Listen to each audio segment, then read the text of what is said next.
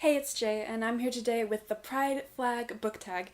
This was created about a year ago by Spencer over at Common Spence, and I'll put his video in the description, but you need to go check it out because not only is it the original, but he also includes a brief history of Pride and like the Stonewall riots and stuff, and it's really engaging the way he did it, and so you need to check it out. Why is it still doing this? Also, this is the first time I'm using autofocus, and so if it kind of focuses sometimes, then I'm sorry. But there are 6 questions, and let's get into them.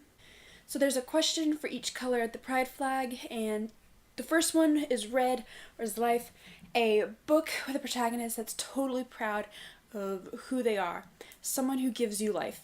And I chose Jack from Jack of Hearts and Other Parts. I just really admire how confident he is in his sexuality and who he is, and like the fact that it's like sex positive for teenagers, as long as it's consensual and safe, is really good. And he was just really funny and entertaining, and sometimes I wish I had his confidence. Orange is healing, a book that made you as a reader find a deeper meaning or catharsis in your own life. I did The 7 Husbands of Evelyn Hugo. I have a vlog on this later this month where I read it for the first time. I loved it. But Evelyn Hugo, the book made me realize that with all the shit she went through and had to deal with, that sometimes it's okay to just step back and enjoy what's going on in your life and not have to be like go head first into every single dilemma that's happening.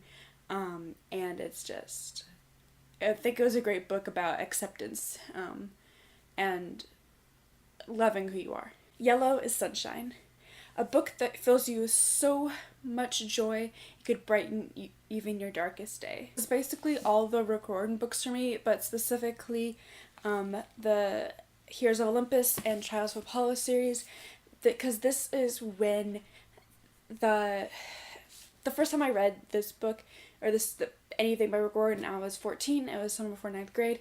I found it flippin' hilarious, and it just brightens my day on the darkest day because of his humor and the diversity. And like these are the 2 series where it especially became queer. Green is nature, a book that's set out of this world, a book with a reality very different to our own.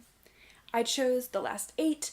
Now, even though this technically does take place on Earth, it's during the apocalypse and there's only a handful of humans left and they're all teenagers, and there are a few scenes where they deal with aliens, extraterrestrial life, and where they have to go actually into space.